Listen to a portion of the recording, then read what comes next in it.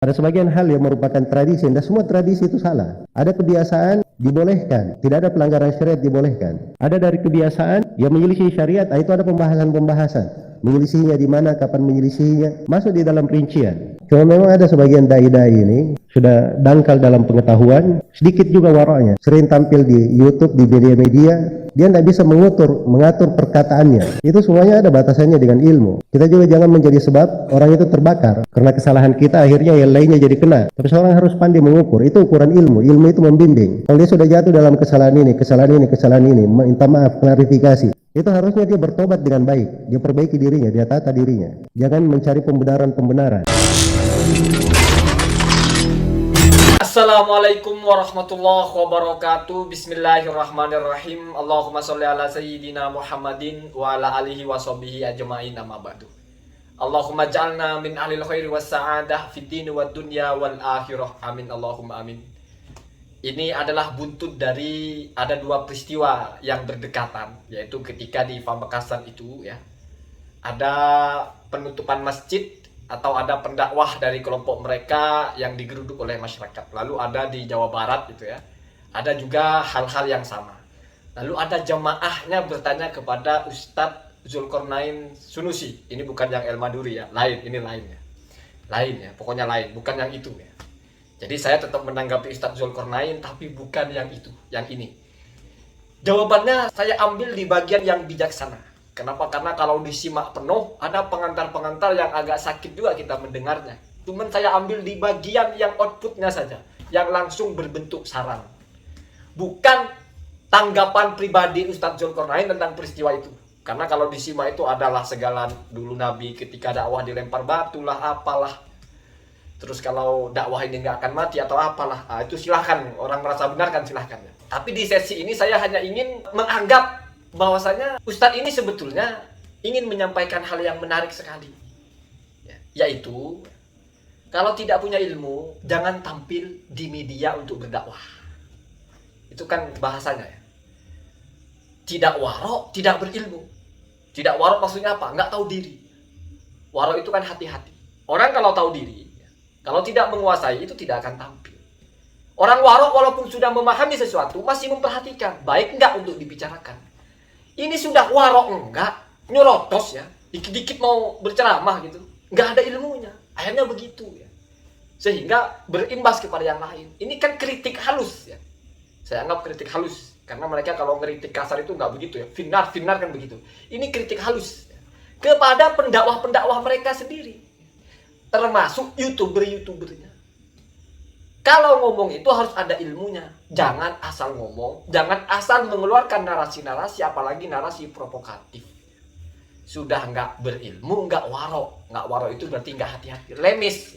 Ilmunya nggak ada, lemisnya. Ya kamu perhatikan saja siapa orang seperti itu. Kemudian ada yang ini sangat luar biasa. Kalau ditanamkan di seluruh Ustadz Salafi, terutama youtubernya yang sering aktif di YouTube itu, bahwasanya Ustadz Zulkarnain ya, senada dengan Ustadz Firanda sebelumnya ya, orang tahlilan, orang maulidan jangan divonis ahli bid'ah. Itu bahasanya Ustadz Firanda, karena hanya bid'ah masalah amaliyah menurut Ustadz Firanda. Kita ambil dia sudah, jangan divonis ahli bid'ah. Bukan bid'ah yang berbahaya, bukan bid'ah dalam akidah, kan begitu ya. Ustadz Zulkarnain lebih tajam lagi, tidak semua tradisi itu tidak boleh. Artinya Ustadz Zulkarnain ini mulai paham bahwa apa yang terjadi di masyarakat itu ya tradisi. Orang kalau tanggal 12 Maulid biasa punya tradisi kumpul-kumpul. Itu tradisi, bukan ibadah. Kumpul-kumpulnya bukan ibadah, itu tradisi saja. Ibadah itu diajarkan oleh Tuhan, diambil dari hadis, diambil dari Quran. Contohnya sholat, dibuka dengan takbir, kemudian ruku, baca Fatihah dulu ya, kemudian ruku i'tidal, itu ibadah begitu. Kalau orang kumpul-kumpul bukan ibadah. Itu tradisi. Tradisi. Maka dilihat apa yang terjadi dalam tradisi itu. Kalau dibaca sholawat, terus apa yang dilarang? Ini kan sudah mulai benar pemahamannya. Jadi kita melakukan apapun, jangan ditanya Rasul mengerjakan atau tidak. Bukan begitu caranya. Tetapi kamu mengerjakan sesuatu, bagaimana kacamata syariat menilainya? Kumpul-kumpul, apakah ada dalam syariat larangan kumpul-kumpul? Enggak, ya siap, bebas. Cuma mau kumpul, apa nunggu Rasul kumpul-kumpul dulu? Terus setelah kumpul-kumpul mereka baca sholawat. Apa ada larangan baca sholawat? Ya enggak ada, justru sholawat dianjurkan. Ya baca, ya sudah baca. bersodakoh, ada yang berceramah, mendengarkan, ngaji. Masalahnya apa? Hatta tahlilan, perhatikan. Orang tahlilan, kumpul-kumpul, iya kumpul-kumpul. Apa yang dilakukan? Berdoa untuk mayat. Apakah ada syariat mendoakan mayat? Ada. Goblok kamu kalau bertanya tidak ada syariat mendoakan mayat. Terus setelah itu apa? Ada orang ngasih makan. Untuk apa ngasih makan? Sedekah untuk yang tahlilan, atau ahli mayat ingin bersedekah untuk mayat. Apakah ada anjuran bersedekah untuk mayat? Ada. Sedekah untuk mayat itu sampai pahalanya, bahkan itu ijma, nggak ada ikhtilaf. Yang dipersoalkan kan berkumpul-kumpulnya ini masuk kepada larangan atau tidak, itu baru mukhtalaf, diperdebatkan. Tapi jangan hantam kromo, itu tidak pernah dicontohkan Rasul. Kamu baca di kitab manapun, tidak pernah ada ulama berhujjah, ini tidak pernah dicontohkan Rasul. Tapi semua dikaji. Kenapa? Karena apa yang ditinggalkan Rasul bukan hanya contoh perbuatannya, tetapi juga ucapannya, juga ikrarnya. Yang namanya ucapan, ada yang maknanya umum, ada yang maknanya khusus. Maka tidak boleh serampangan kita mengatakan ini tidak boleh, ini haram, tidak dicontohkan Rasul. Kalau orang kumpul, mau nisfu Sya'ban lah, mau Isra Mi'raj lah, mereka berkumpul, tidak boleh orang kumpul. Terus dikumpul dia baca apa? Baca Quran. Tidak boleh orang baca Quran. Oh, kalau begitu berarti kita bebas. Memang bebas. Bebas kamu. Kamu mau setiap hari baca Quran 1 surat, 1000 surat. Setiap hari kamu, saya setiap jam 7 pagi mau baca 1 juz. Bebas. Tidak perlu Rasul dicontohkan, enggak. Kenapa? Karena sudah ada dalil umum baca Quran. Ketika dalilnya itu tidak dijelaskan kapan berarti kamu bebas melakukan dimanapun dan kapanpun. Kecuali ada larangannya, misalnya tidak boleh baca di tempat-tempat kotor, misalnya.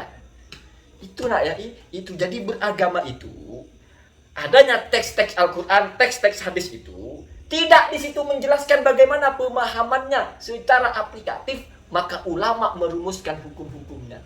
Ketika Nabi menjelaskan satu batasan, misalnya baca ini 3 kali, 4 kali, apakah itu batasan had kesempurnaan atau batas minimal tidak boleh lebih atau bagaimana? 4 rakaat sholat zuhur nggak boleh tambah. Terus kalau misalnya baca subhanallah 35 nggak boleh, karena Nabi bilang cuma 33. Terus dosa kalau 35, sama dengan sholat zuhur 5 rakaat.